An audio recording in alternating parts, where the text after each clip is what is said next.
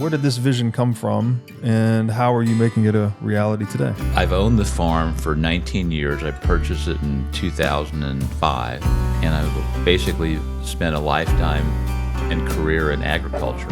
And I had this vision for almost 20 years of what this would end up being. Because of all the woods and the clean water, it does something special to the air as well. And so where we're located, you can't get more clear air. And that's what happens with regenerative agriculture is the animals go in first, the crops go in second, and then after the crops, then the animals go back. Wow. The beauty of knowing that you don't have these pesticides and herbicides and all of this stuff, you know where your food's coming from here. The self-sovereignty of the community Correct. is probably the number one draw here. You are water independent, food independent, and energy independent. It used to be Netflix and chill, now it's the Okefenokee The farm and chill. You heard it first here, folks.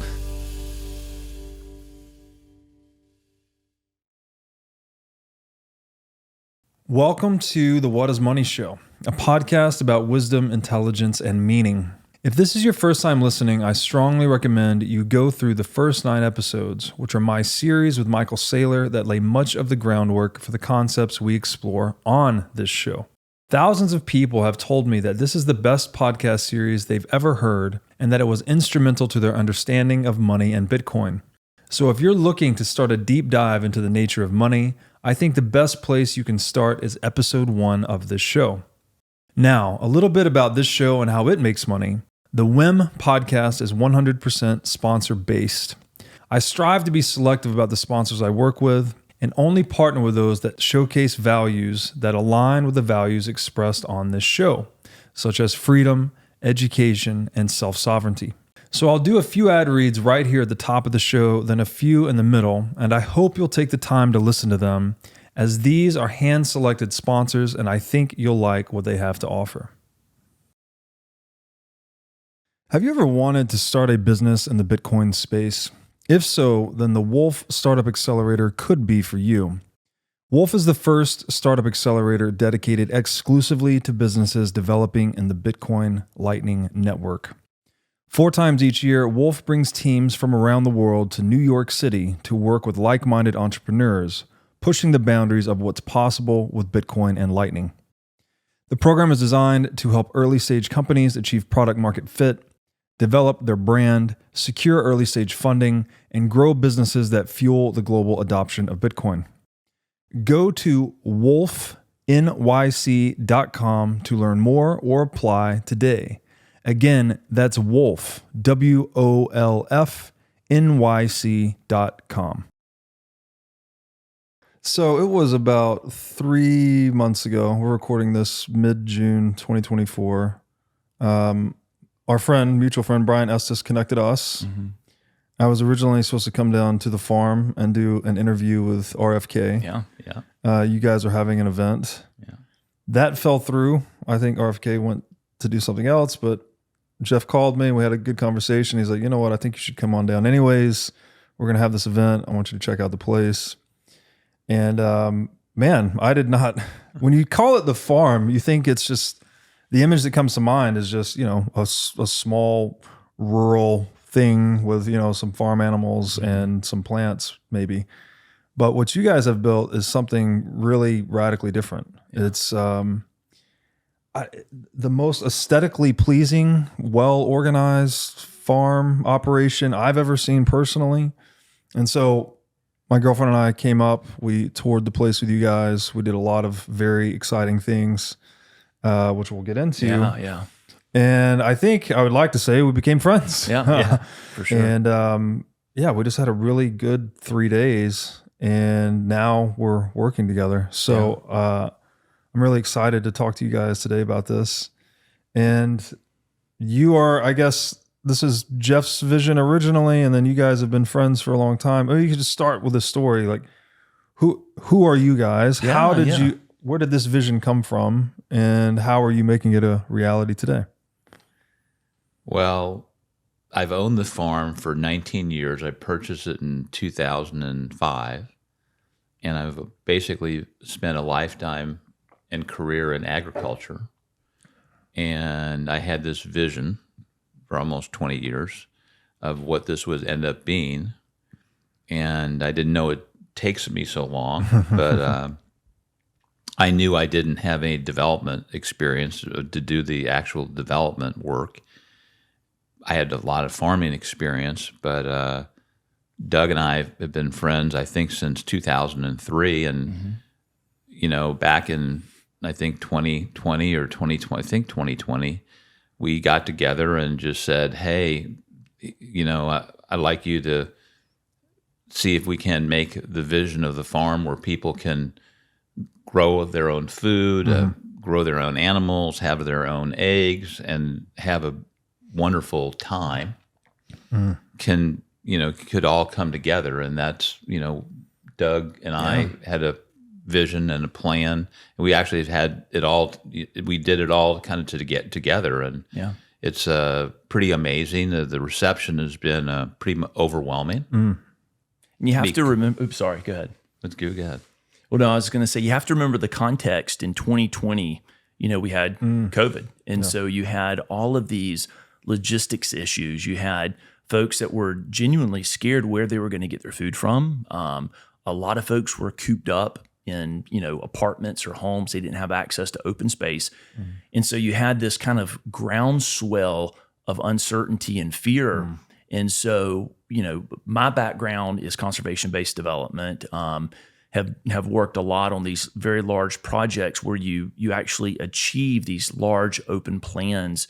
And so with Jeff's farm and his excitement and experience around agriculture, we just felt like it would be a really good time to build something like the farm. And as we looked out there was nothing like this. I mean, there are agri-hoods that you hear about, and they've been coming into vogue more and more here more recently.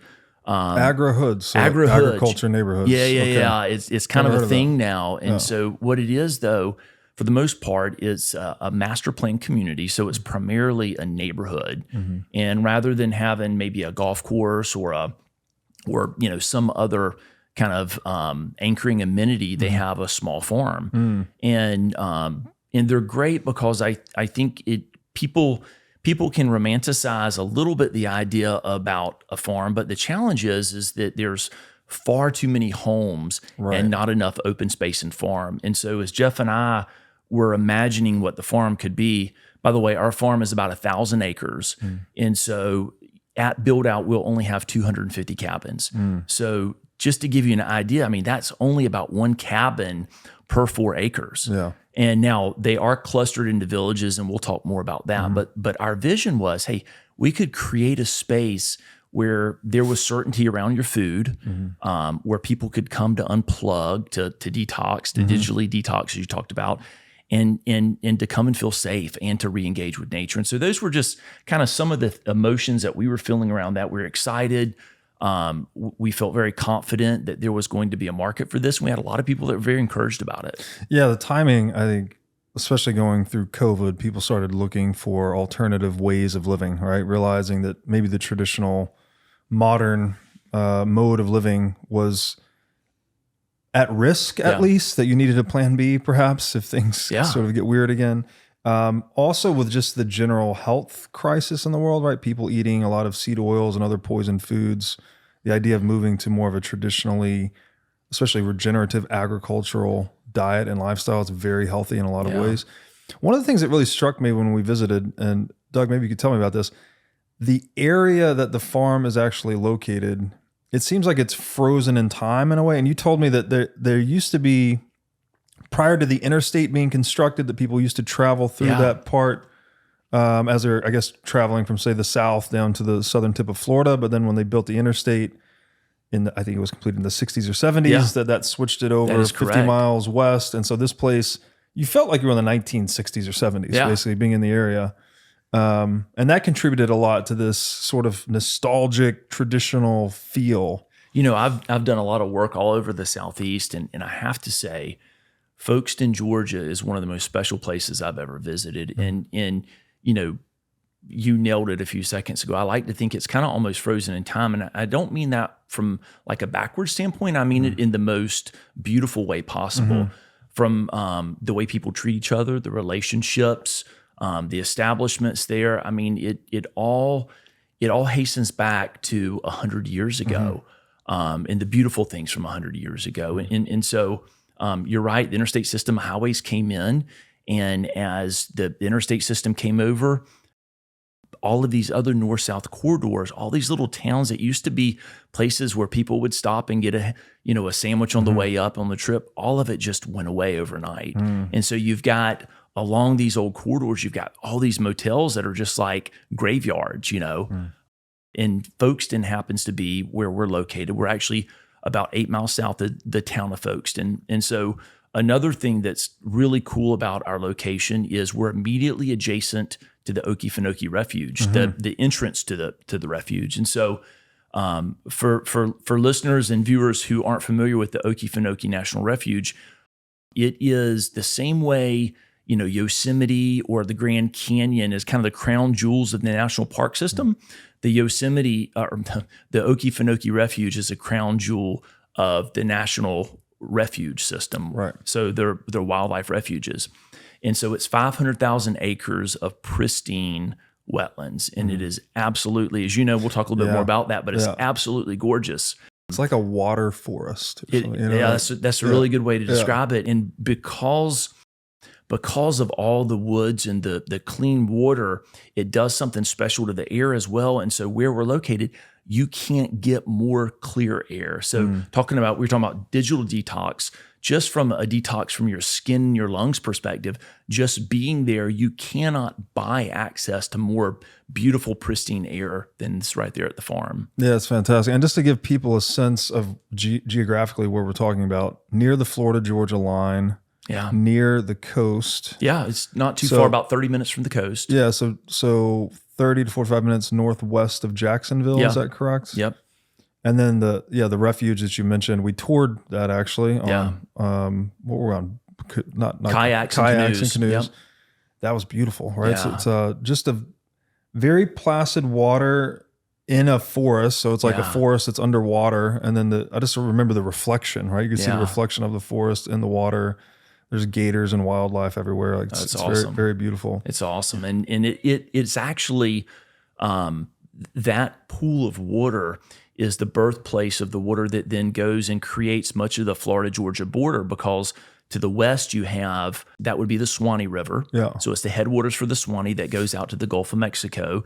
And it's also the headwaters for the St. Mary's that goes out to the Atlantic Ocean. So that's actually creating the state line. Yeah. Gotcha. I guess we should talk about what this actually is, because I've described it as this revolutionary regenerative agriculture community.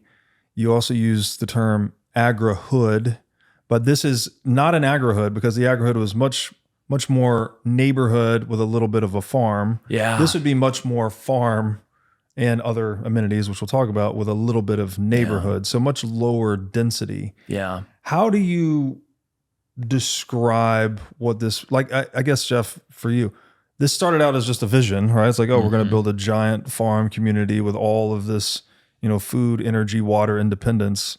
How do you describe, when you're talking to someone that's never heard of this before, how do you breach the topic and describe it to them? What it was designed as in terms of the buildings would be a pre-1933 farming community. So in the farming community, and I grew up in one, in Amana, Iowa, which is a farming community, you had like a smokehouse, a butcher shop, you had a sawmill, you had a chapel or a church. The whole community. You had a commercial kitchen where everybody would eat together, and it's basically a very community approach to development. So of the 250 cabins, we only develop about 10% of the land. So 90% of it remains a farm. So we have olive orchards and blueberry patches and blackberry patches, and we grow grapes and olive trees to make olive oil, which will have a really nice olive oil to send out at the end of August, early September. And the idea is that it's again, we're going to build a one-room schoolhouse, so we'll have really good homeschooling opportunities for people that want to homeschool their kids and have them, learn the basic what they really need to learn, but then also have an opportunity to work on the farm with the animals, with the vegetables, and basically have kind of a simpler life. Is what I call it, a simpler life. So like a return to, again, traditional living. So Yeah. I love pre-1933, right? That's that's what pre-seizing of the gold by old FDR. So 250 cabins. Mm-hmm. There's also some small houses and I think some condos in the works, or in the vision at least. Mm-hmm. Can you talk a little bit about what the actual living quarters are? Like what are people living in? I think you've only built 25 of the 250 cabins so far, so this is a multi-year development project. Can we just talk about what the living quarters are, what people are buying, what people should expect if they visit the farm, et cetera? Well, one thing I'd like to say, we're only going to have 250 cabins. Those are going to be pretty much the living quarters. Mm-hmm. But I wanted to compliment you a little bit. You take because you can talk to this. We're also going to be building, some assisted living. Remember that we talked about to keep the entire family together as they age, so that from birth until death, a real village, they'll be able to stay a real village, and they'll be able to stay on the farm. Yeah. So that's some of the things that we have planned for the future. But pretty much the next probably 5 years are going to be, we're going to be building out these 250 cabins, because again, you can't just push over dirt like in a normal development. It's all going to be developed into a farm, which takes a lot more time than just having a bulldozer come in and push over the dirt and bury it. So it takes a lot of time to get these lots, and we had 25 we released last year. We're going to have 24 or 25 that we'll release this year. And those are in the orchard, actually in the olive orchard.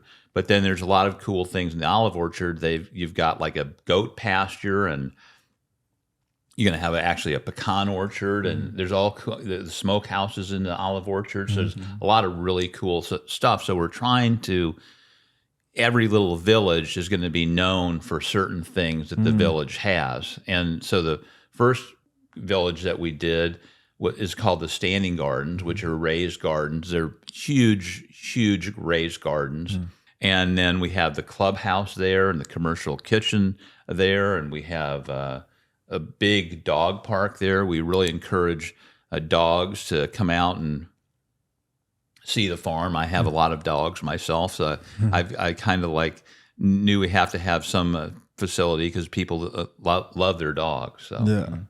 Yeah, I mean, kind of building on that is the way that development and the farm is organized and is into these kind of micro villages.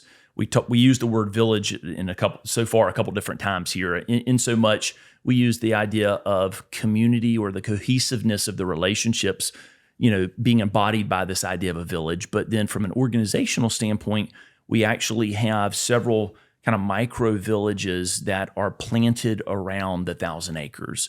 So Jeff talked a few moments ago about the very first one. It's called the Standing Gardens. So, in your mind's eye, you can visualize it's about 100 acres. And on that 100 acres, we've clustered all the cabins into this small micro village of about 12 acres. And again, the cabins are located such that the layout itself promotes relationships and community. Each of them is overlooking a community garden, so when you're sitting on your front porch, you're meeting and talking with folks as they come out to pick their vegetables for the day or their fruit for the day. Their rear porch is situated on a protected forest, so if you want to go out and have a cup of coffee and read the paper, you can go out and have some privacy. But it's all organized around this small village, and then the balance of that 88 acres in this first phase is, as Jeff said, it's as far as you can see, blueberry patches and blackberry patches and mayhaw patches and vineyard. It's just absolutely amazing. And so you're able to get out and walk around and really engage with the natural world all right there. And the next phase that we're currently in releasing of 25 lots is called the orchard. The concept there is, whereas in the first phase you're living overlooking the gardens, here you're nestled into the olive orchard as though maybe you're in Tuscany, Italy or something, you know. Mm-hmm. So you've got these cabins nestled into an existing olive orchard, along with all the other amenities as Jeff grew up with. You've got a sawmill, a smokehouse.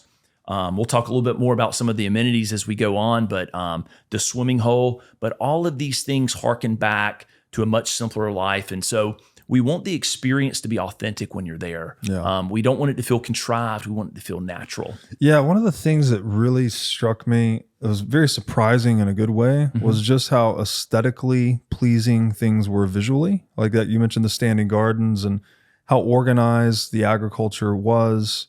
Also, the people you had, the team that you had there really seemed to be this sense of pride and ownership that they, the woman, I forgot her name, that toured us around the standing garden. She really knew everything about every plant, was describing how they rotate them and change them.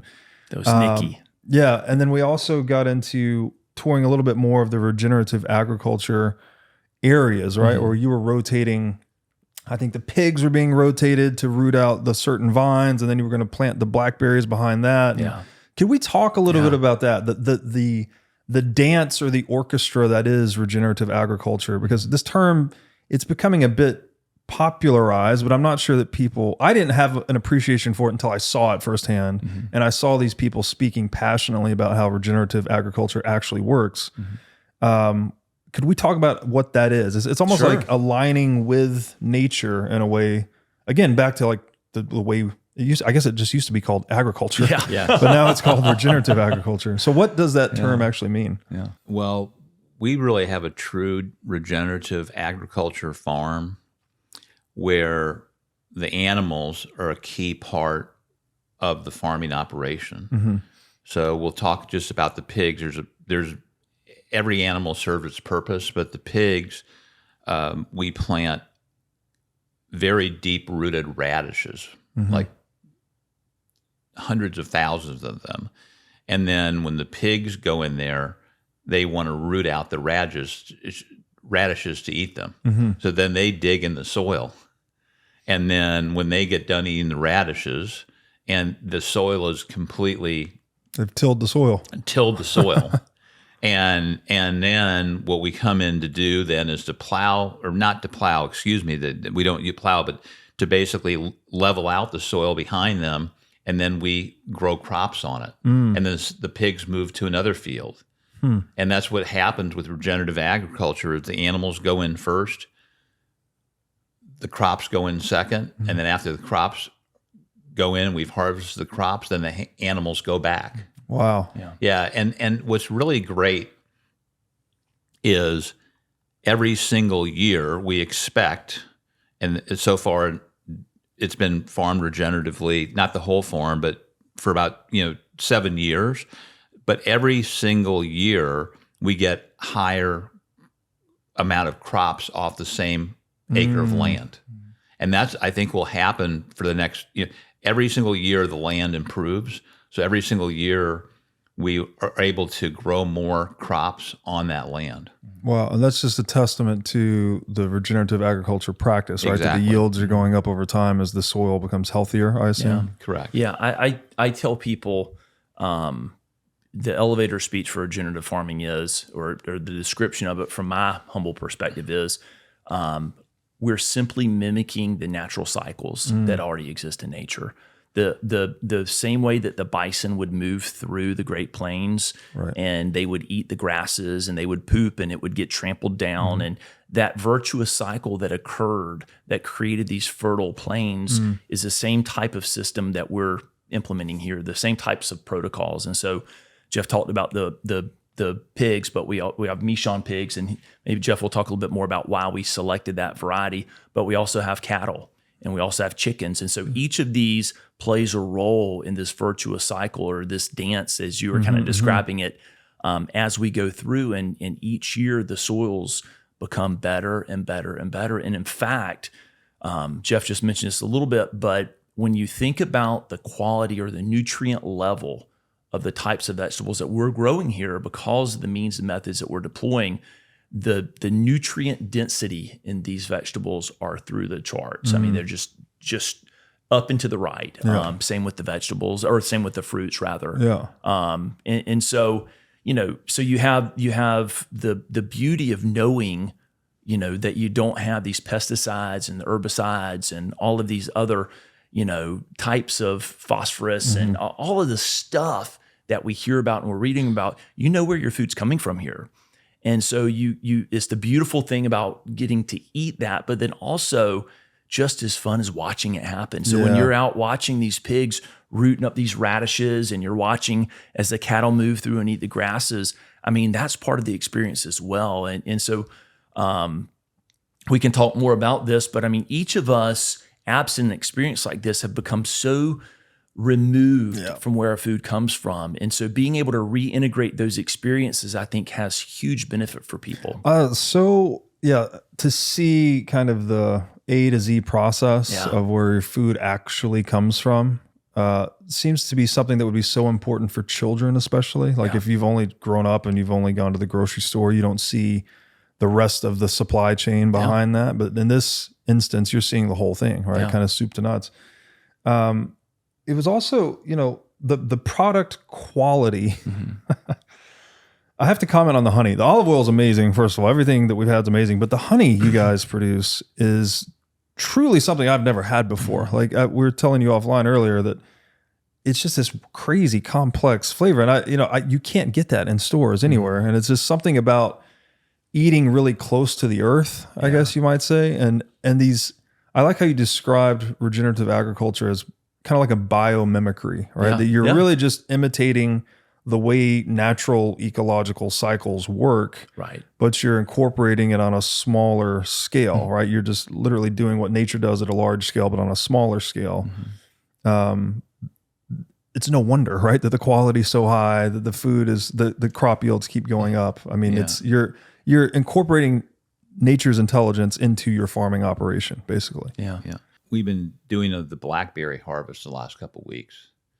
And the amount of people that own lots there who've called me, I think it's been about half of them, and say, I love blackberries, but the blackberries we get in the store, even organic, don't even taste close to what these taste like.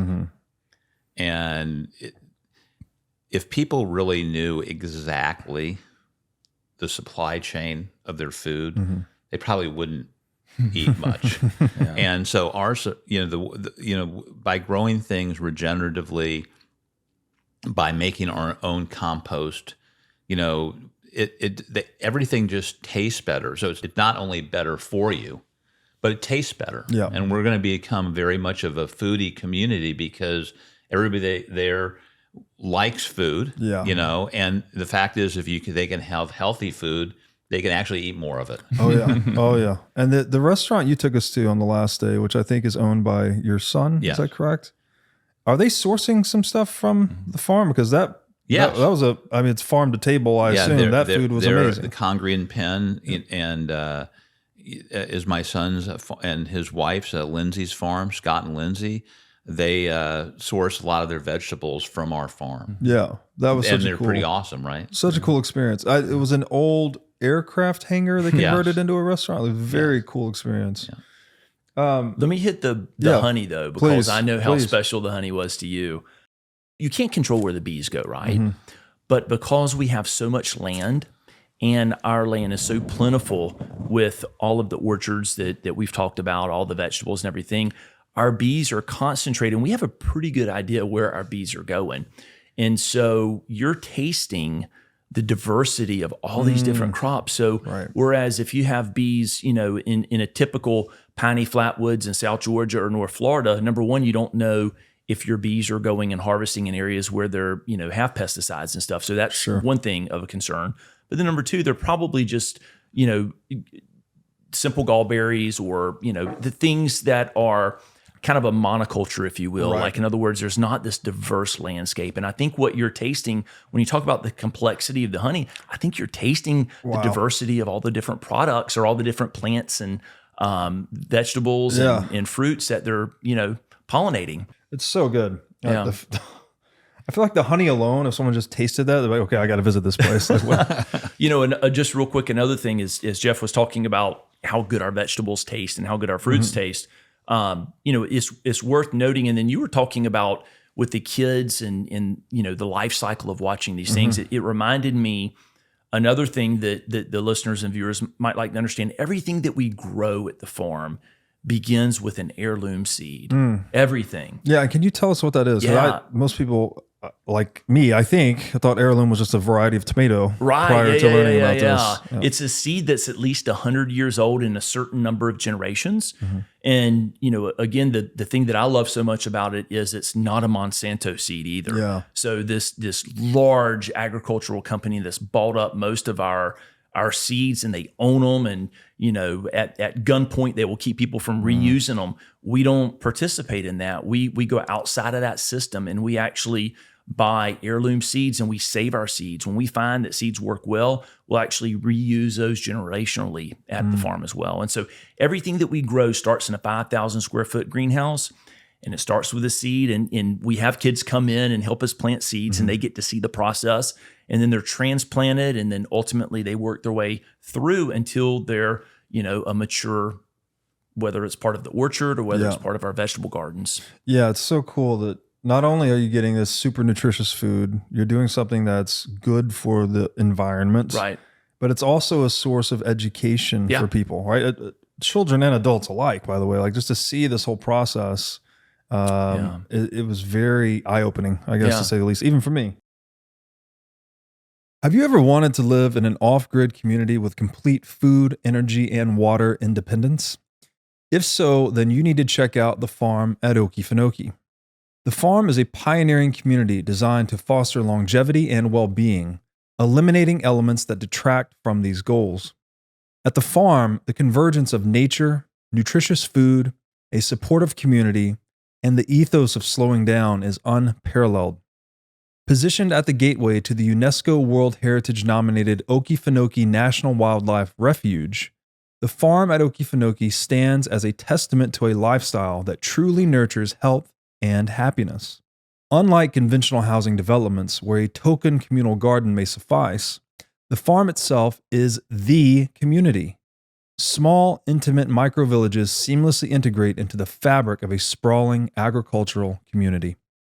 So if you're interested in joining this off-grid community, then go to okefarm.com today to learn more about becoming a member. Make sure to tell them that I sent you for a $21,000 discount on their custom cabin pricing. Again, go to okefarm.com to learn more about joining this revolutionary regenerative agriculture community. Forget multivitamins and other supplements. Animal organs are the most nutrient-dense foods on the planet.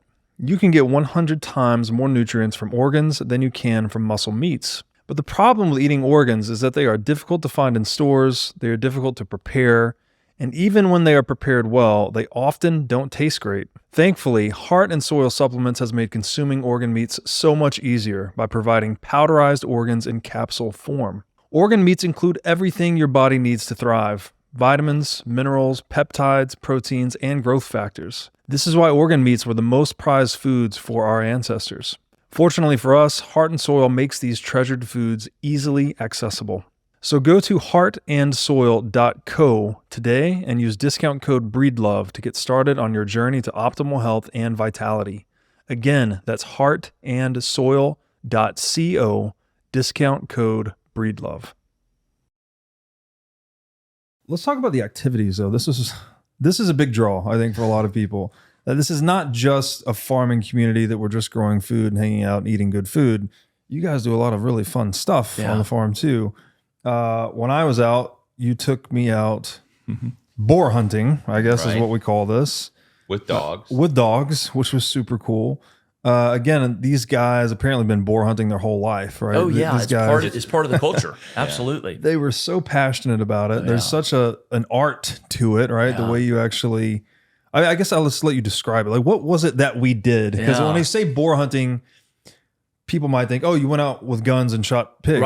That's not at all what we did, actually. No, you're right. And this is not something many people know about. So, and I'm going to talk about, but I'm going to hit one thing first because I think this is interesting. One of the tenets of what we do at the farm is we lean heavily.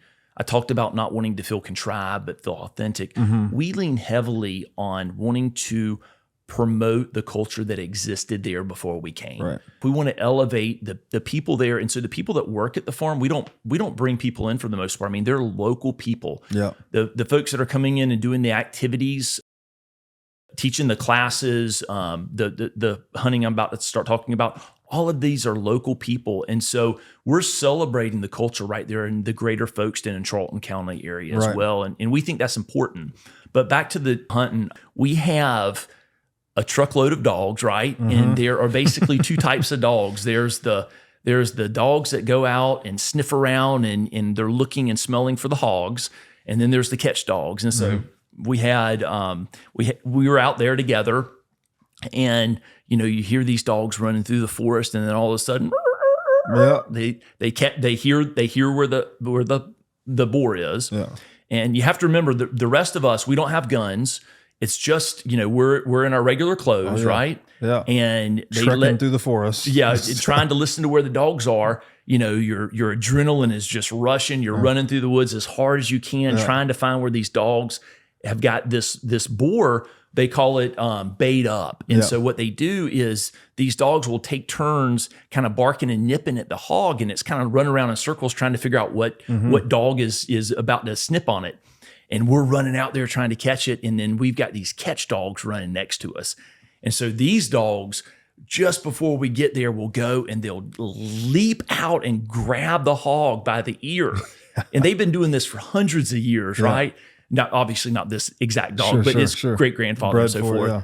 And as soon as it grabs it by the ears, we dive on it. We tackle this boar hog with big, huge, razor-sharp tusks, and we're tying its legs up. Yeah. And so we did that, right? And I mean, you did it. It was intense. It's a 200 to 300 pound hog. The tusks on him have got to be 4 inches long. The intensity and the adrenaline of the experience, that was so amazing. I don't know, like I had just this raw experience of being with nature. Yeah. And like you and the dogs are a team, basically. Yeah. And so, you get the hog, everyone's pinning him down. It's kind of like controlled chaos, but then you get him tied up and then you drag him out, basically, literally drag him out, drag him out of the forest, put him in the truck and take him back to the pen.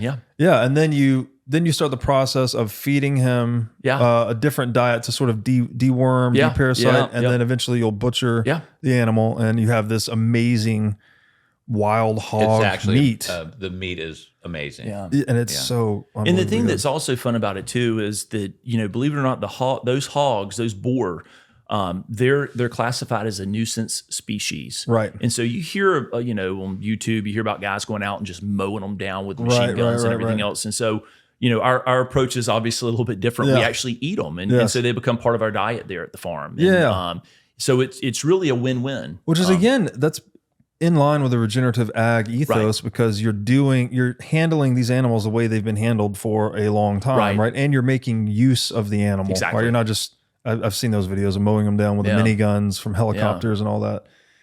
So not wasting the animal, right? Actually consuming the animal. Absolutely. There's an appreciation, sorry to interrupt you, but there's an appreciation for everything that you eat on the farm because you've watched it. I live out there during the week, Monday through Friday, and everything that I eat, I forage for, I hunt, I kill, I catch, or, whether it's catfish out of our ponds, but everything I eat is grown or from there.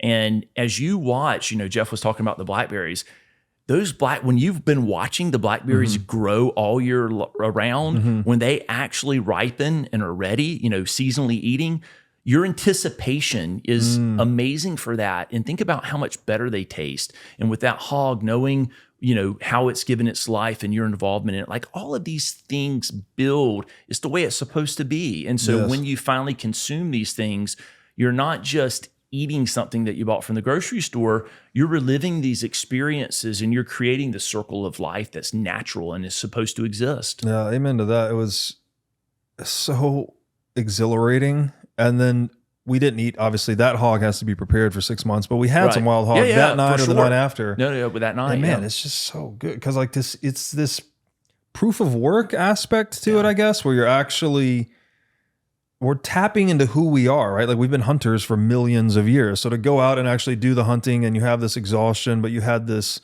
camaraderie at the same time. And then you go and enjoy the actual, fruits of that labor, so to speak. It was just such an all-encompassing, enjoyable kind of experience, and not something that I'd really done in a long time. It reminded me of being a kid and going hunting in Tennessee and all these things. One other thing that I was just thinking about as you were talking about your experience in the woods, you hear a lot these days about meditation, right? Mm-hmm. And I'm a fan of meditation, but and you also hear about like flow state and all these things that people aspire. Very flow state. The whole hunt was a flow state. And that's what I was about to say is when I think about those experiences, I think about them being fully meditative and in the flow, because I mean, you don't have time to think about, nor do you want to think about anything else. You're completely present in that moment. And so, the experience of just being that embedded in nature and in these natural cycles, I'm sure there's science behind it, but I almost think about it as, you're talking about, again, about a digital detox. I think about these as almost being like this opportunity to get your batteries charged, to get back in and to get a reset. Absolutely. Like a spiritual recharge almost, because it's almost like when you're sitting around the fire and you're looking at the fire, like something about the fire is so mesmerizing. You just stare at it forever. Yeah. And I think that feeling comes from the fact that, we've been playing with fire for hundreds of thousands of years, right? It's our evolutionary inclination, let's say. Right. That hunting felt something similar, right? Like it awakened something primal inside of you. It was so fun. And then after the hunt's over, we're all joking and cracking. Yeah. It was so awesome. This one blew my mind. So the bear hunting, which we didn't do when we were there. Right. But who's the guy, the badass bear hunter that was there? Wesley. Yeah. He was describing how, so they hunt bear similarly with dogs. It's a little bit different. They chase them up a tree typically, right? Yep. So, but they hunt them year round to train the dogs. Yeah. And so my epiphany here was, he was like, well, this has a good benefit in that you're training the dogs for hunting. Right. You're obviously training the human to hunt as well. Right. But you're also training the bear to stay away from people. Yeah. So I was like, oh my goodness, this is like, you're establishing this useful harmony with nature in hunting these bears year round, that they stay away from people. Yeah.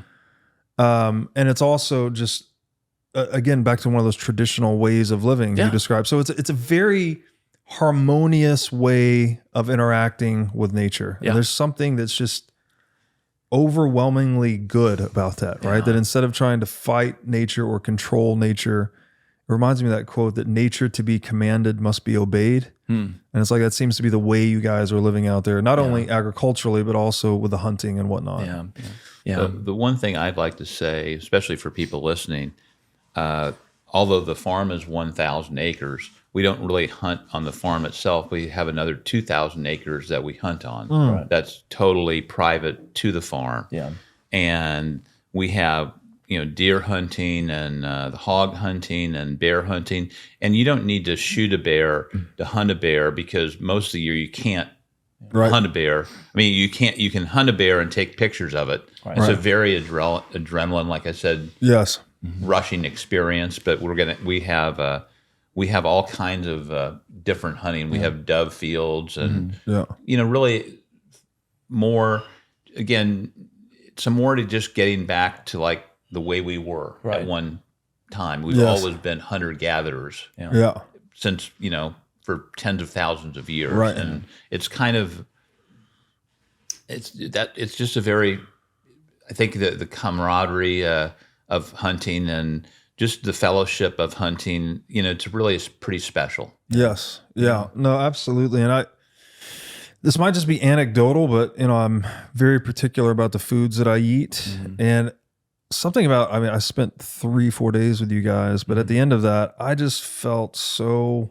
good. I don't know. It's like, it's healthy physically what you're eating, but also just the lifestyle seemed to be very healthy for, I mean, I guess you'd call it spiritual or something, that you were just, I was feeling so good. I don't know what else to say about it really. But. Yeah. And you were also plugged in, again, kind of piggybacking on the mimicking natural cycles. I mean, your circadian rhythm was flowing with the daylight to get up for the hunting and then going to bed at night, watching the sun go down. I mean, all of these things were that, and none of them felt like chores either. And that's kind of the fun thing about the farm is, we want to create a place where folks can come, because look, a lot of people that are out there don't have access to go hunting, right?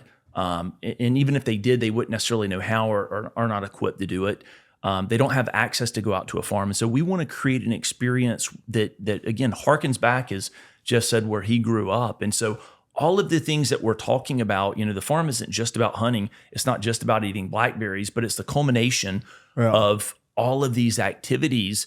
And then one who chooses to experience can select how they want to get involved. I mean, we could talk for days about all the different stuff that there are to do out here. But for folks that don't like hunting, or maybe they dislike hunting, the amount of wildlife that you can go out and hike and see. We have the red cockaded woodpecker there, which is a huge birding milestone for a lot of people.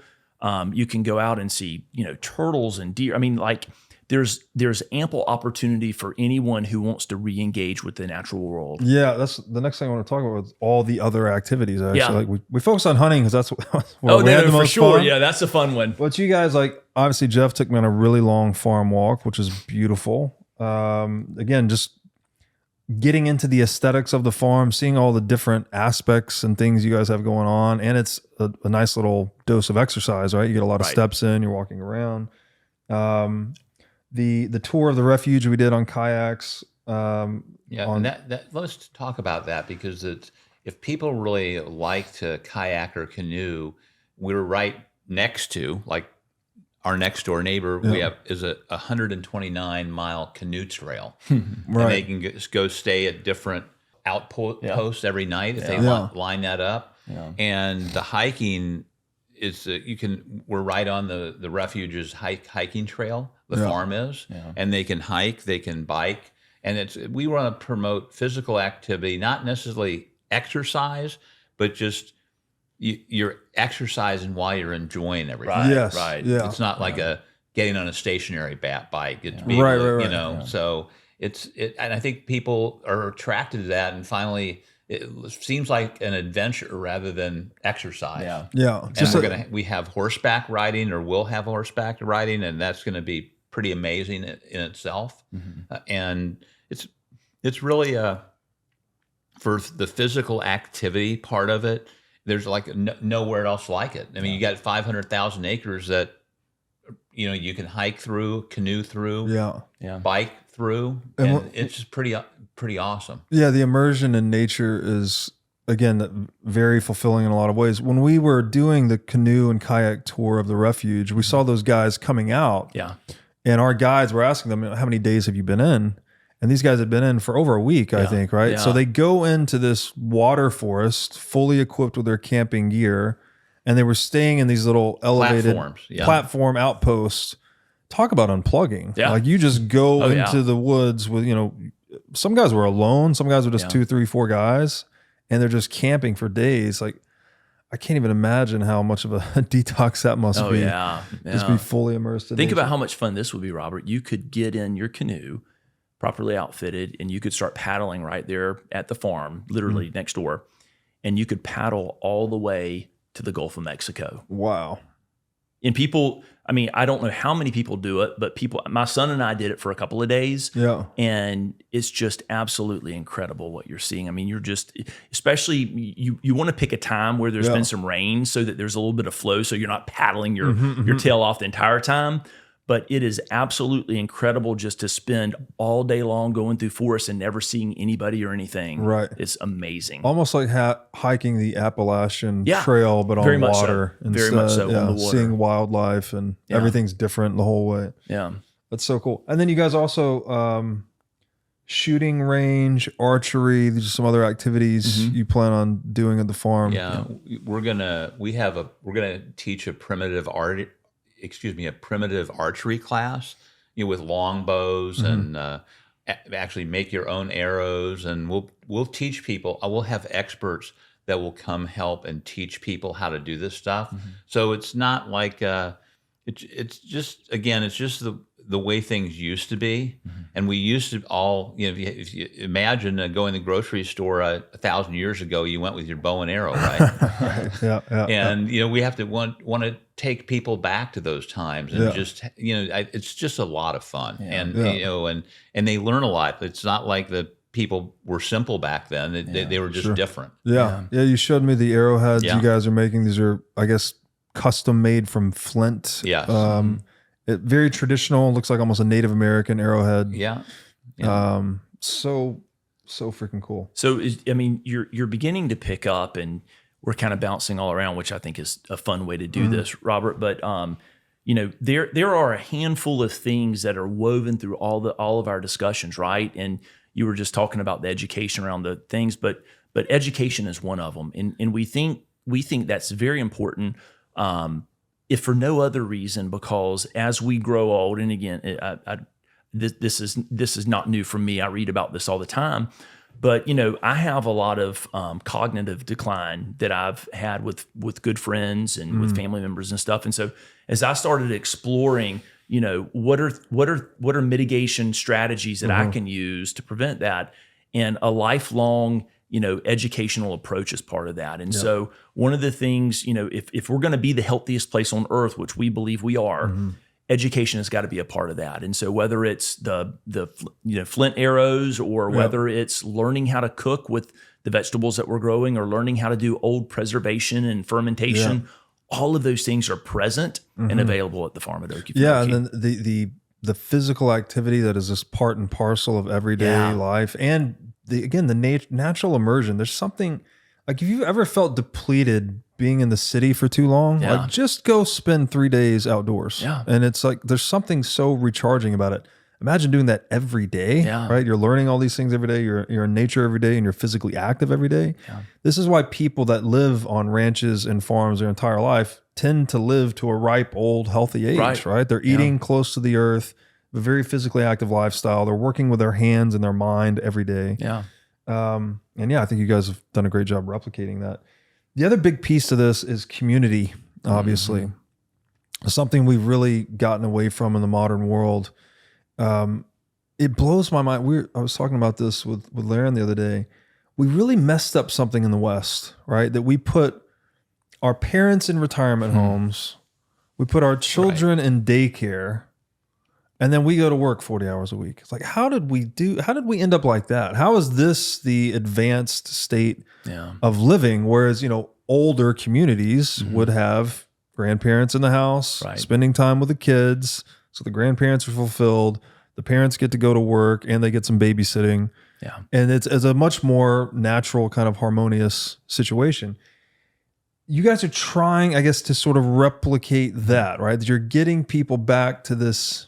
There's this old saying, right? To raise a kid, it takes a village. So you're getting back to this sort of communal / village lifestyle dynamic. Can you describe, you already mentioned earlier, the orientation of the cabins, how they're constructed, right? That on the front porches, everyone has this sort of communal garden facing option, or if you want the privacy, you can go to the back porch.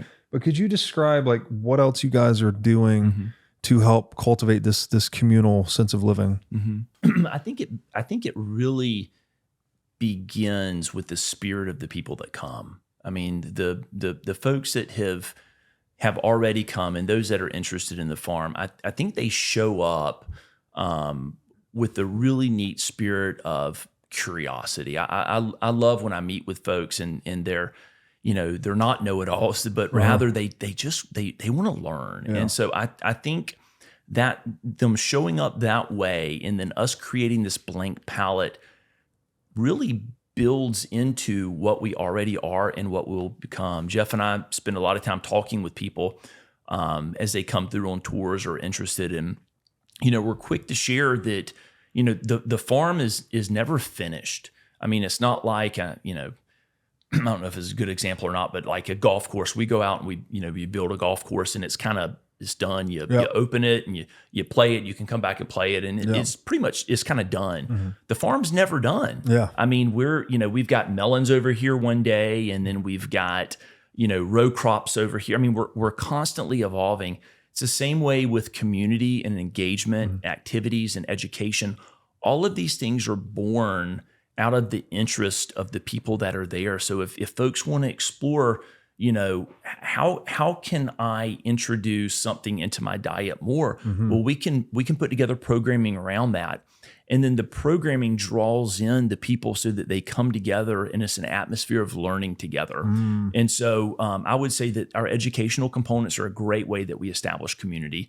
We talked a little bit about the orientation and the layout that's more intentional. And then a lot of the amenities that we're doing. Jeff talked earlier about the smokehouse. When was the last time you've been to a smokehouse? Cool. Never, right? Yeah. But I mean, Could you describe what that is? Actually? Yeah. So a smokehouse. Imagine these boars and these hogs that we were talking about capturing and then harvesting. Do you like bacon? Who doesn't like bacon, right? Who doesn't like country ham? Who doesn't like prosciutto? Who doesn't like all of these dried and cured and smoked meats?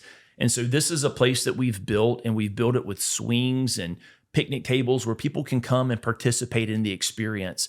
And so the smokehouse is literally where we'll take the hogs and we'll create bacon and sausages and hams and all these types of things, and we'll do it as a community. It's literally like a standalone little tiny house. Yeah. And you're I guess burning wood in a furnace, an auxiliary, a pertinent location, and pumping in the smoke into this house, and it's smoking and preserving and obviously flavoring the meats without all the nitrates and the other things that you would normally get. So I'd love to talk about this for a minute. Sure. So a traditional ham, it's a pig one day, and probably 2 days later, once the pig is butchered, the next day. And the third day, it's a ham. Our pigs, which are either Michon pigs, which are the oldest variety of pig on Earth, 6,000 years old, we've been raising, and that's what people will eat on the farm. Or the wild pigs, we will butcher them, hang them in a cooler for 28 days. We will then salt the meat. Traditional salt, like not shooting it full of poison, for about another 28 days, and then we'll smoke them for 14 days. So the time it takes to get like a ham from the farm is going to be almost 3 months compared to 3 days. That's I think people can understand that, and our food is so much healthier for you. We have a broad spectrum of food. For instance, we have turkeys, chickens, geese, goats, eventually sheep, cows, pigs, and it's very, very healthy eating. And they're raised, they talked about, you go to this grocery store and you talk about free range chickens, and they say, we raise our chickens on 8 acres. Well, there's, if you got 8 acres in all the different grocery stores around town, how many chickens have got to be on it. It's probably most likely about 1 million chickens on the thing. We have 20 acres, and we probably have 200 or 300 chickens that lay the eggs every day. Yeah. So it's just very different in the way your food is prepared, curated, then prepared, and then how much healthier it is for you. Yeah. Again, those traditional methods that existed or in practice prior to the existence of preservatives even. So you're not getting all of these poisons that we use today to make food very convenient and the supply chain efficient. You're doing it the traditional way. Right. It was very, very healthy. The chickens, that was another thing that I really loved about the farm. I don't know what you call this, the chicken coop, where the chickens the chick mansion. The chick mansion. They have a very luxurious lifestyle in this thing, lots of room to move around. And then they were laying eggs into these little containers that you could then just walk up to the side of this house from the outside of the house, open a little hatch, and just take your eggs for the day. Like, talk about farm fresh. It was just straight from the chicken. People will appreciate this. We have, as Jeff was describing, we have a high fence wide open, basically. It's more than a pasture because we have olive trees in there and we have all kinds of other trees as well. So it's really a fairly diverse ecosystem. But the chickens and the turkeys have free range to all of that. And so during the daytime, they're all through there. And then the evening times are guarded by some Great Pyrenees dogs that take care of our flocks. But then in the evening times when they're done foraging around, they come into the chicken coop, the chick mansion as we call it, and it's situated at the edge of the high fence pasture so that they are guarded during the day. But then when they come into the house at night, there's an electronic gate that goes down at sunset. And then the exterior of the chick mansion is not inside the high fence, but rather on the outside. That way, whenever you go to get your eggs, you don't have to go into the high fence area and accidentally leave it open so that the dogs or the chickens can get out. And so that's kind of the way all of that works. Yeah. It's pretty cool. And the eggs are so good. Oh, yeah. Just like, if you've never had actual farm fresh eggs, it's not even comparable to a store-bought egg. It's a whole different thing. We have chicken eggs, we have guinea eggs, and if you've never tasted the guinea eggs, those are my favorite. I haven't had that. And then we also have turkey eggs. Amazing. And goose eggs. And goose eggs. And goose eggs. I need to try some more eggs for sure. So we talked a lot about, I guess we should mention too, maybe the observatory, the rookery, just a couple of other things on the community side. The next one, I think this is very important for everybody. We are going to run with a degreed individual. I met her like last week. It's probably be about another 6 or 7 months before we get here. And an herbalist who will mix all your own potions, tinctures, oils, and will treat things. She's licensed to treat things through the application of herbal medicine.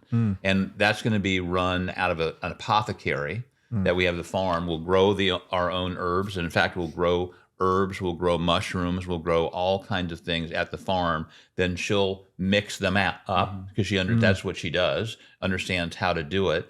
And so they can treat, like, I've got really bad arthritis, but I've been doing a self-treatment that I don't take pretty much any drugs other than the fruits and some of the vegetables on the farm to treat. We grow turmeric, which is a very good anti-inflammatory. So, and we grow honey, which is fantastic. I eat 2 tablespoons of honey every single day, sometimes more, in my smoothies. And so we want to have everything at the farm taste better, but it's also so much better for you. And I don't really believe in traditional medicine due to a lot of experience that I've had. But herbal medicine, it's a gift from God, number one. Yeah. And number two, the I call them big pharma because they can't patent it. They don't have any interest in it. It's not like it doesn't work. But the fact is, if you can't make money on it, they're not interested. So it's a very, very healthy place. And to have, like I said, a herbalist trained that on staff to help whoever with whatever they have, and they can try it. We're not going to say, hey, stop going to your doctor, but we can say, hey, what about you can try some of these alternatives, which are probably much healthier for you. Yeah, for sure. There's and the rookery. Why don't you talk about the rookery? Sure. Yeah. So I was sharing, and Jeff was talking about. We have the standing gardens. We have the olive orchard. Our next phase that we're going to be introducing early next year is called the pasture. And so imagine we've got all these animals, right, that we're rotating and moving through, mimicking these natural cycles. Well, the pasture, which is this next microvillage, is where many of those animals will actually live. And so beginning next year, we'll start the pasture. And so, Jeff was talking, it takes us a long time to build out these different microvillages and, not just the developed areas where the cabins are, but often the agricultural components and the hard amenities around those. And so you're asking about the rookery. The rookery will be the 4th micro village. So we've already started work there because it takes a long time. And as we move over to the rookery next, for those who don't know what a rookery is, it's basically like a protected island where waterfowl, where other migrating type birds, shorebirds, all can come and nest and have their young, and it's protected by alligators and other things, so it keeps out the raccoons and the fox and stuff like that. And so we're building this huge lake with an island in the middle of it, so that birders can come out with their binoculars and they can actually see all these awesome birds. Because remember, we're next door to the Okefenokee, so we're already in the flyway of an incredible type of number of birds and so forth. So that'll be the next phase.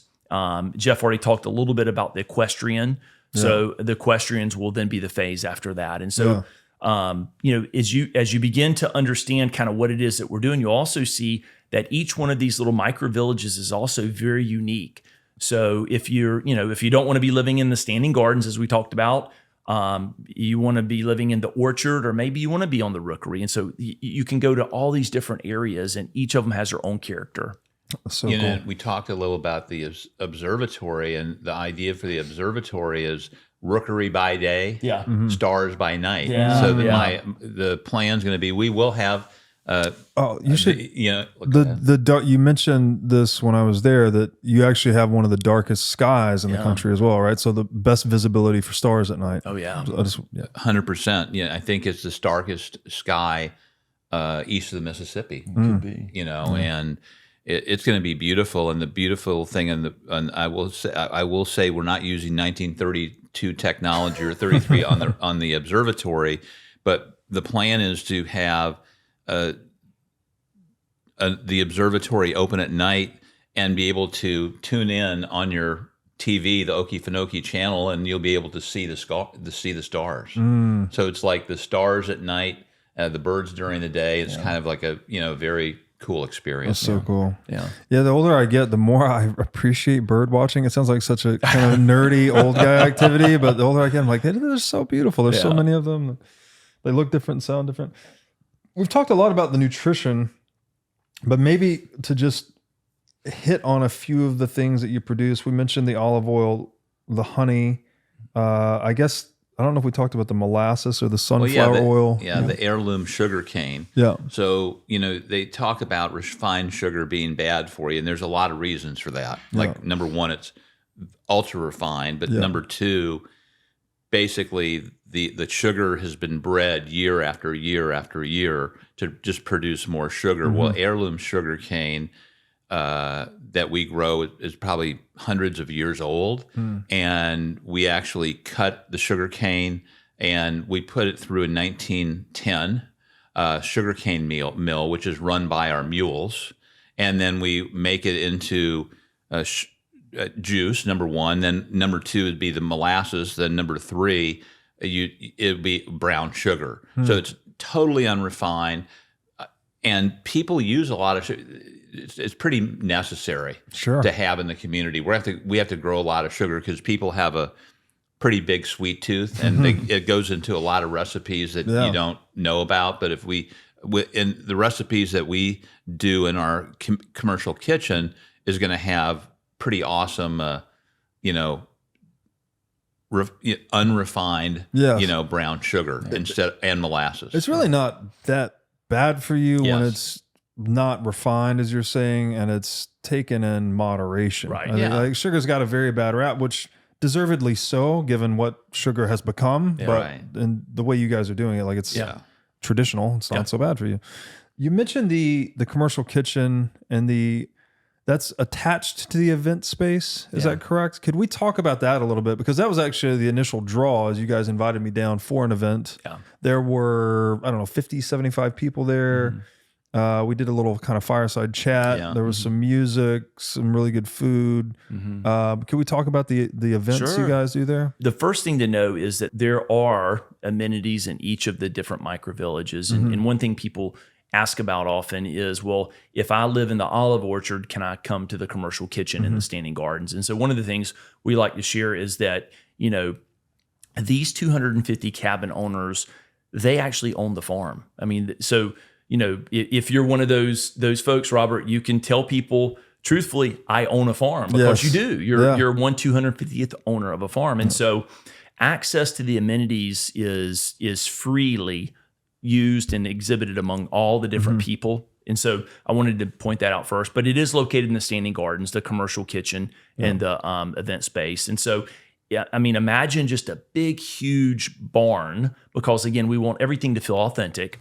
And one side of the barn, we're in the process now of permitting and we're enclosing the barn. When you were there, it was open space with hanging lights and stuff.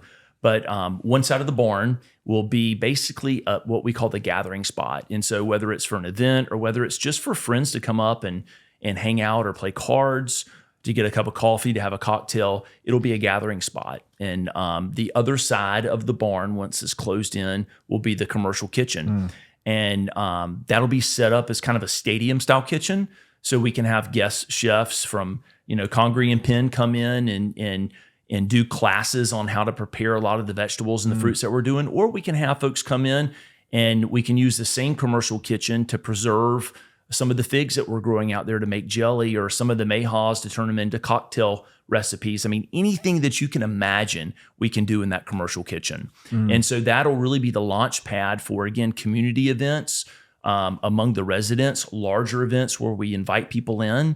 It becomes a springboard for all of these endeavors. That is so cool.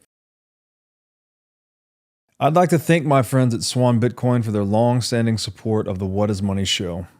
Swan's mission is to help millions of people get into Bitcoin, so they built the best solution to set up recurring Bitcoin buys and automatic withdrawals into cold storage. With the Swan app, it takes just 2 minutes to sign up and start buying Bitcoin. If you're a new customer, you get $10 in free Bitcoin for signing up, and the first $10,000 of Bitcoin you buy incurs 0 fees. If you're an existing Swan customer, then the next $10,000 of Bitcoin you buy now incurs 0 fees. So if you love to recommend Bitcoin to friends and family, then Swan is the best place to start. So go to swanbitcoin.com/breedlove to get started today. Again, that's swanbitcoin.com/breedlove. Are you sick of being robbed by politicians through inflation and endless money printing? If so, you need to be at Bitcoin 2024 in Nashville, Tennessee on July 25th through 27th. As the largest Bitcoin and Fintech conference in the world, Bitcoin 2024 stands as a beacon of monetary freedom, a glimmer of hope amongst a darkening macroeconomic backdrop. Top speakers, companies, and thought leaders from across the industry will convene in Nashville to look ahead to the next year and beyond. I will be there, and Bitcoin conferences like this have become my favorite place to socialize since becoming a Bitcoiner. Ticket prices will increase soon. Get your tickets now and secure your spot at this game-changing event. So go to b.tc/conference and use discount code BREEDLOVE to sign up for the Bitcoin 2024 conference. Again, that's b.tc/conference, discount code BREEDLOVE.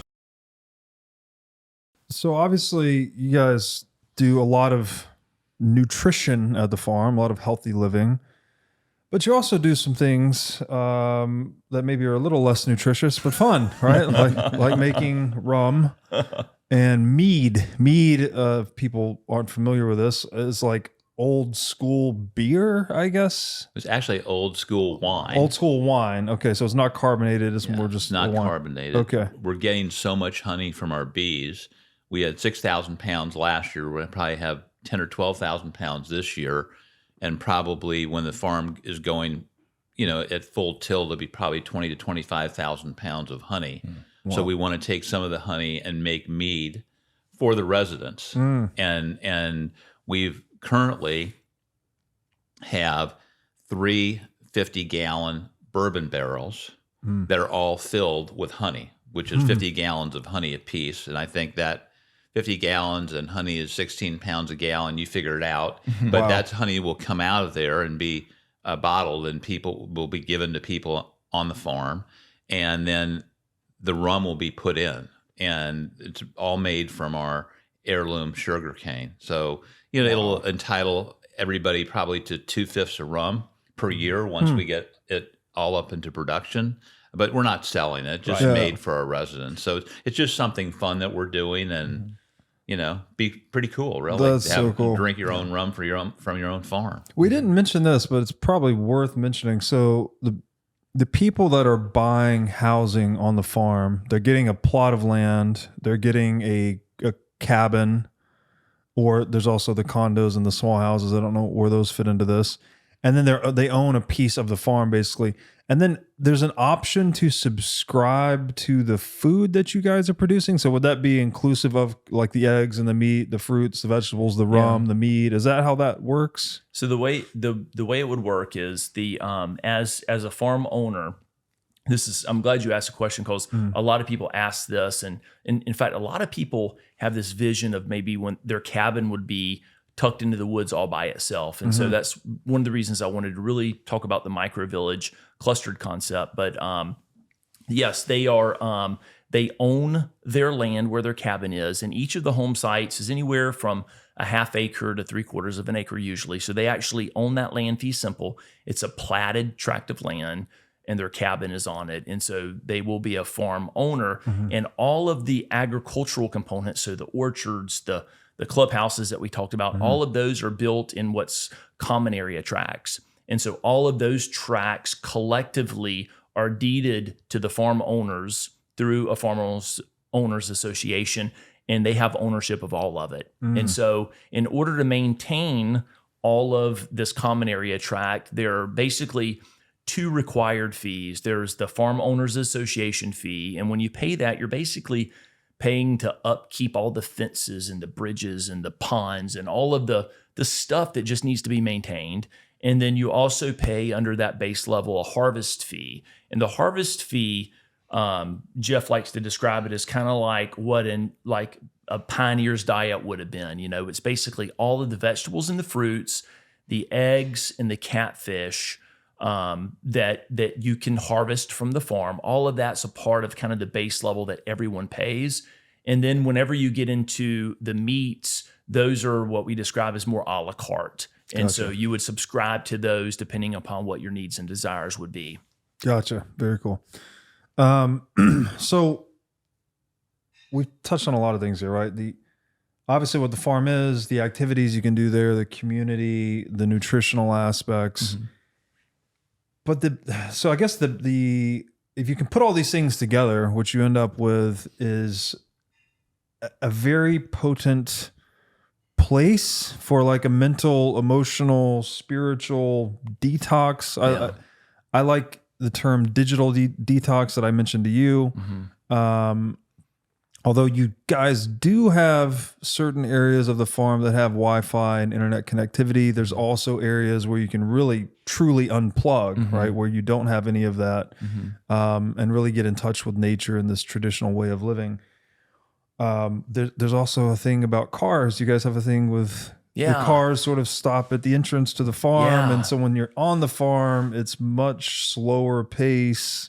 Can we talk about that? Like what is it about the vibe that you guys have created that lends itself to emotional, spiritual, mental cleansing? Yeah. I would describe it maybe the way that it's described to me by the people that come to the farm. Their first experience when they arrive at the farm is that they drive their vehicle into what we call the welcome barn. And so, in your mind's eye, this old-fashioned barn, hand-painted farm at Okefenokee on it, and you drive your vehicle inside of it, and you unload your duffel bag or your stuff into what we call farm carts. And these farm carts are stacked in what look like horse stalls, but instead of being horse stalls, that's where all the farm carts are. And each of them has a place where you can plug your battery charger in for your farm cart. But you park your vehicle there at the welcome barn, and once you're inside the farm cart, without exception, as I watch people's face as they travel through, I can almost see their countenance begin to glow and their blood pressure begin to come down, because there's something about our addiction to the automobile and the phone and all of these other things that, we were talking about it. You don't even realize it. Like you don't understand how glued you are to these things. And so by the physical act of putting your car away and getting into the farm cart, it's almost like it enables you to mentally and emotionally and even spiritually begin to to separate from the natural world and begin your journey into this new experience. And you know, you're bathing in the forest at this point, right? You're driving this golf cart. You know, your first experience is driving through this beautiful canopy over this little wetland on a bridge that we made from our sawmill, from our timber. And, you know, it's literally moving. And again, it would be easy for me to say that, but those aren't my words. That's what I hear from people, just the resounding message over and over again. Yeah.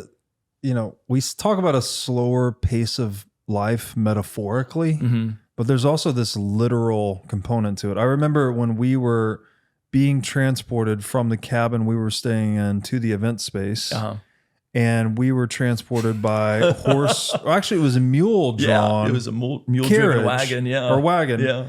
And so we're sitting in the back of the wagon. There's a few other, 3 or 4 other people in there with us, and then the man that's driving the mules, I forgot his name. Dan was giving us this wonderful explanation about the mules and how they're different from horses and how the wagon works. Like, he's just telling us about how all these things work. And, you know, what's probably a 15-minute walk maybe to the event space was about maybe a 10-minute ride in the mule drawn wagon. But it was such a slow experience that it was like really nice. I don't know. It's just like, it's, you know, where if you had a car, you just drive there in a minute and it would be over with. And, you know, there's parking and all of these things. It's the entire ambiance of the farm is just a lower tempo. Yeah.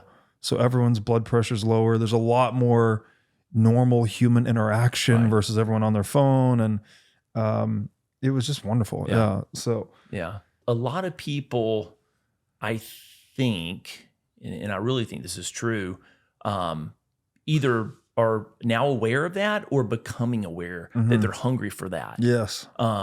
You know, again, the sake of being redundant, you and I've talked about it before, but the amount of time that we spend engaged with electronics and digital, you know, consuming those things is amazing. And even for me living at the farm, you know, I get caught up in work and I'll have to remind myself, you know, there was a lot early on in the process. I would go on walks and I would listen to podcasts and I was like, what am I doing? Why am I doing that? And so now I leave that back and I'll go out on a walk or you know, I like to go rucking and, or, you know, whatever the case is, but we have to make that conscious decision to turn it off. And so the farm is just a place that helps you do that a little bit easier. Yes. Yeah. It's, you know, there's people already saying that these devices are going to be like the smoking of our day, right? In 20 years, we'll look back and we don't even understand yet what biological processes we're hijacking by interacting with these things all the time. And of course there's benefits, right? Like we all like to listen to podcasts and learn and consume information.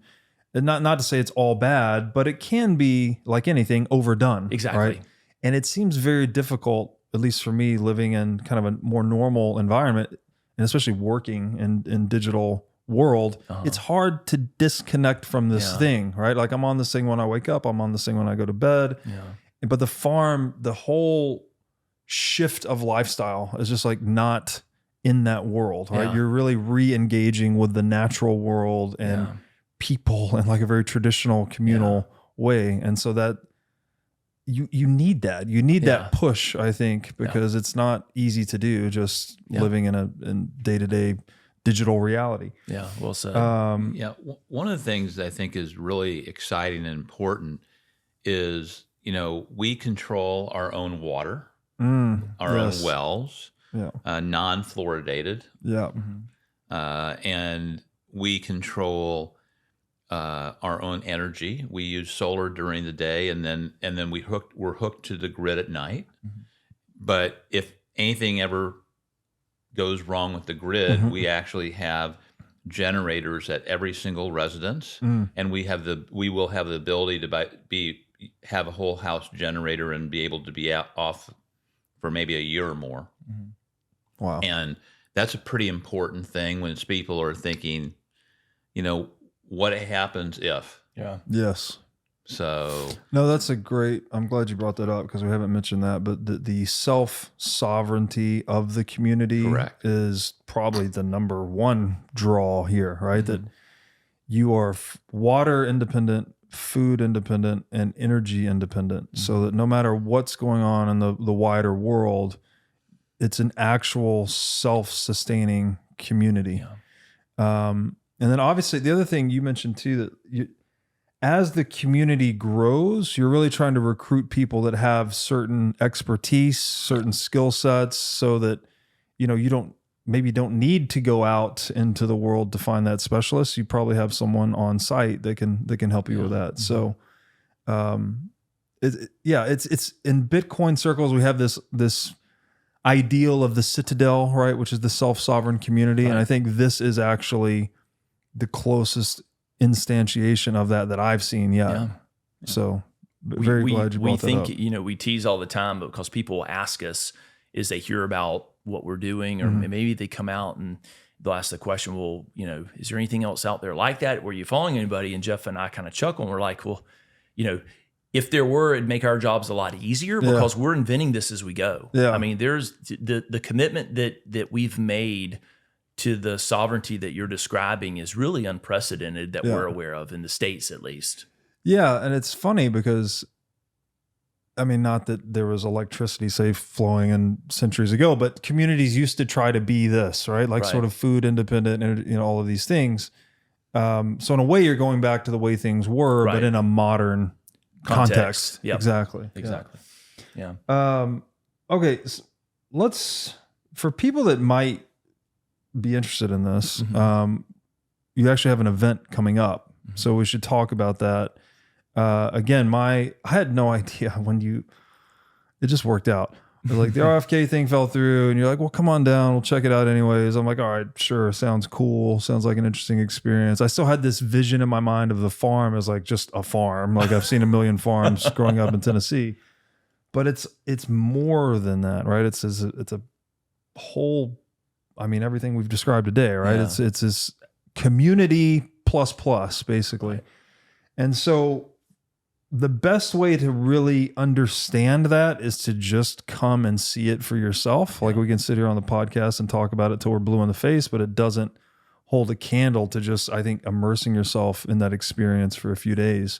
So you guys are going to be doing a retreat in roughly November 2024. So a few months from now. And you said that we would be starting. The other thing we didn't mention here, the farm is close to the Jekyll Island Club. Yes, very close. Which is, as many people that listen to this show probably know, the Jekyll Island is the same Jekyll Island that the creature came from, right? Where the Federal Reserve was founded. And there's actually a really nice, I think it's a 5-star hotel, right? So very nice 5-star hotel where the meeting actually took place. The original, you can tour where the meeting took place and all that. And so you're going to have attendees basically come to that hotel initially and then start this event, which they'll get to actually see these things firsthand, right? All, the farm, the gardens, etc. So how would we describe this event that's in the making today? Like what should people expect? Well, a lot of fun. Yeah. And, people can make an appointment. I'd like to say this, to come to the farm pretty much any time. They can do it through the website. So if people want to get up there and see the farm, and, Doug will show them and other people will show them the farm. Since they're, like I said, there's a limited number of lots. Sure. But, and they're very welcome to come to the Okefenokee website. But we are going to host with you in November, a really fun weekend for 12 couples to come out and enjoy and experience the farm. We're going to have, again, they'll be staying at the Inn at Jekyll Island and having a few meals there. And obviously you having a few round tables there, which would be a lot of fun. It's only for 12 couples. And then during the day, they're going to come to the farm and have all kinds of experiences. We're going to do boar hunting. We're going to learn how to shoot primitive archery. We're going to be able to take canoe rides through the Okefenokee Wildlife Refuge. And then we'll learn, the guys anyway, by the second day that they're there, they'll have learned how to fully process a hog, which will go through everything from butchering the hog to making the bacon. And it's going to be a lot of fun. And for the women, that we've got a lot of things for them to do, including many animal encounters with our our heritage animals. Just to give you an idea, the first cow that was ever brought to the United States was brought by Spain in 1544. And that's the variety we're raising on the farm. It's called the Piney Woods cow. It was probably brought into Jacksonville or St. Augustine and then released, and they went south almost to Miami and then north to the Okefenokee wildlife refuge. So that's kind of one of the really interesting things that we have is you'll very rarely have ever seen any of the species that we're growing at the farm. Yeah. You've seen a chicken, but you haven't seen chickens like we have. Yeah. So it's very cool. They'll learn how to, we're going to make cheese from goat's milk, learn how to make sourdough bread. They're going to make kombucha. Yeah. And all different kinds of skills that they're going to learn. And then we'll be taking, both, lunch together. And then on Saturday night, we're going to be doing a pheasant shoot, or Saturday evening. And then the pheasant shoot, which will be a huge amount of fun. It's a tower shoot. And, we'll clean those pheasants Saturday night, and then Sunday we're going to have a huge prepared meal of all the wild game that we've captured on the farm, vegetables, cheese. It'll be just something to, witness. Yeah. Very cool. And experience. And you're going to be there. Yes. Helping It's a complete emergence. Yeah. You're completely emerged in just a few days, just completely entrenched and immersed in what it is that we do. Yeah, it's sort of like the initial trip I did out there, but we're doing another version of that. And again, just to give people the opportunity to, we're talking about this, but to actually experience it firsthand is a whole nother thing, right? It's almost hard to put into words what this lifestyle is. It's so different than what we do day in and day out. And when I say we, I mean most modern people in most urban environments. This is the opposite of that. And you almost don't know what benefits you're going to get, or if it's a good fit for you, obviously, until you try it on. But yeah, I would highly recommend people check it out. And can we talk a little bit about the people that are buying? So you've sold 25 of these cabins so far. There's plans to build 225 more. Can we talk about what is the type of clientele you guys are looking for? Obviously, there's a focus on creating a healthy, vibrant community. Like, what types of people are you looking for to actually become members at the farm? Oh, we've got a lot of Bitcoiners at the farm. Yeah. I'm a Bitcoiner and I have been since 2018. I call it Bitcoin will build this farm. Yeah. And I'm sure everybody has their own beliefs, and I think we welcome all beliefs. Yeah. We're very open-minded, people, but we have everything from people that just lived in the city and the city just got too kind of overcrowded, you know what I'm saying? Too much activity, too much stuff around them, to people that are some celebrities, some corporate executives, that have purchased lots from all over the country that just want to have a place that they can go and just chill. Yeah. It used to be Netflix and chill. Now it's the Okefenokee the farm and chill. You heard it first here, folks. So for some people, this is, and for myself included, I think I got lucky lot number 21, if I'm not mistaken, right, guys? So it's a second home for me. I plan to have children in the next few years, more children. And I think having them there in the summers would be very useful. Like when kids are out of school, they can actually go to the farm and get this education that you can't get in school, right? They actually see kind of A to Z where food comes from, what it's like to live very close to the earth, things like that. That's my plan for it. So it's kind of a second home. Yeah, and you can let them actually go out and feel comfortable as well, right? Yes. They can go out and without having to worry. Check in every 20 minutes. They'll be out on 1,000 acres of secured land. Yes. So just that like primal sort of upbringing that we have lost. And so for a lot of people, they're using it as in that way, right? Secondary residence / summer residence. And then some people are using this as a primary residence as well. Yes, correct. So really just whatever suits your taste. What everybody really chooses. is. Yeah. Very cool. And then, so what, if people want to participate in this event or they want to get to know you guys a little bit better, they go to okefarm.com. Yeah.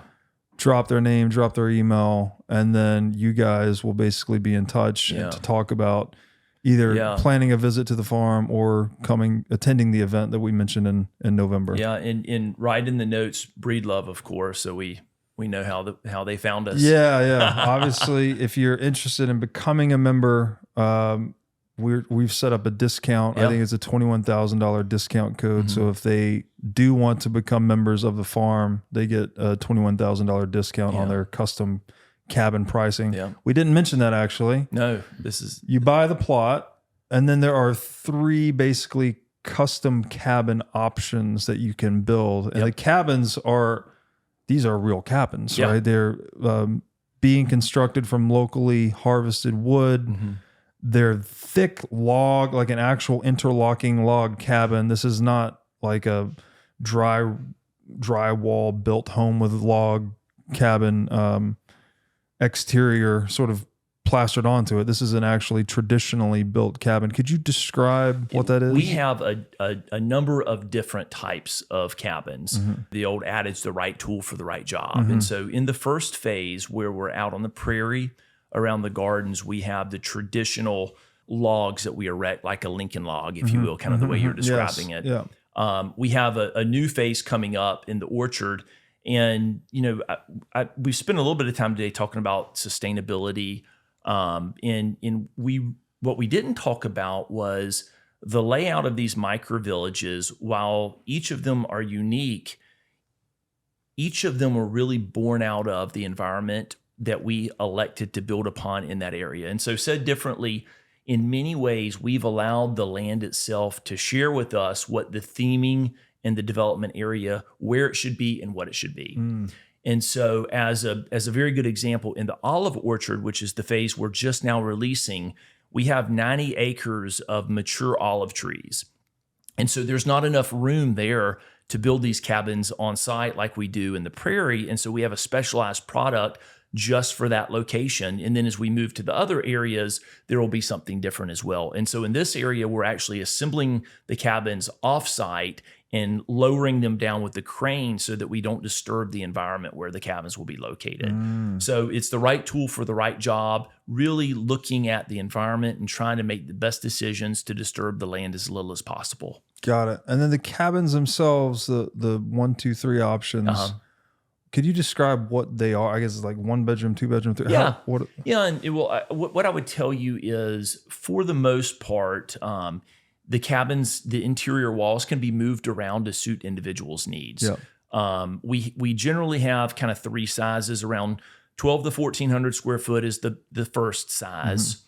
1800 to 2,000 square foot is kind of the second size. Mm-hmm. And then 25 to 2,600 square foot is kind of the third size. And so kind of the baby, the mom, and the daddy sizes. And each of them is very different. And each of them can be customized on the interior to meet the individual needs. And so I would tell you, it's been fun to watch the farm develop, because we have equal distributions of the different cabins, because again, everybody's different and has different needs. Yeah, that's super cool. So you get this sort of standardization that fits the village layout, right, but then you get customization inside, on the inside, which is cool. Yeah.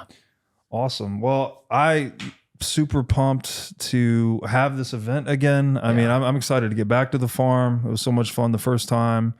I think, as you guys mentioned, I'm not even going to recognize it the next time I go back. This was about 3 months ago. I was there last time. You said you've done a number of things since.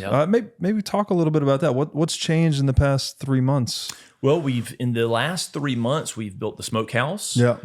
We're finishing the swimming hole now. Yeah. 3 months from now, Lord willing, we'll have the clubhouse and the commercial kitchen, maybe not completed, but well underway. So it'll no longer be the open barn. It'll be cladded up on the outside. And the number of cabins that we now have on site are tremendous. So, I mean, what looked like a fairly open landscape before where the development area is now filled with cabins. We've started the 4th phase, which is the rookery. So we're under construction there, and we're actually finishing up the pasture as well. So, so since you were there, we've now opened up the orchard, and we will be opening up the pasture. And yeah, you talked about our team. I mean, anything great in life never happens as a solo performance, right? I mean, it's always filled with remarkable people. And Jeff and I are very fortunate. We've got an incredible team of people around us, not just the people that actually work for the farm at Okefenokee, but we've got relationships and stakeholders in town that make what we do possible, because it would not have been possible otherwise. And so we're like this locomotive that's been cranking up and going faster and faster and faster. And it's with the input and the help of a lot of different people. So we're really appreciative. And, I tell people all the time, and I know Jeff feels the same way, we get to live out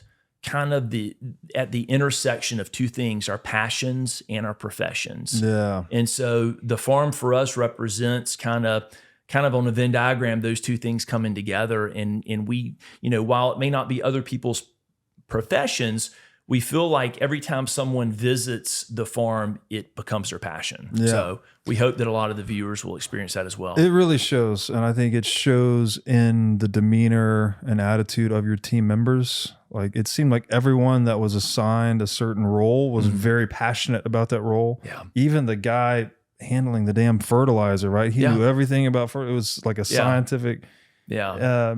But by the way, it wasn't fertilizer; it was tea. It was a compost, like a compost in a tea. And you're talking about where we were mixing all of the stuff together. I used the wrong term. He corrected me when I said that last time too. My mistake. It's a compost. But the fact that everyone took their craft so seriously, and it was like everyone was an artist almost, or an artisan, I guess you might say. Well. And you just saw, it was like, one of the things I love about the Bitcoin community is how nerdy everyone is. It's like the one common thread. Everyone's very passionate about their little, and that's what you guys had going on the farm. Is that every person was so nerdy and passionate about their little domain. Yeah.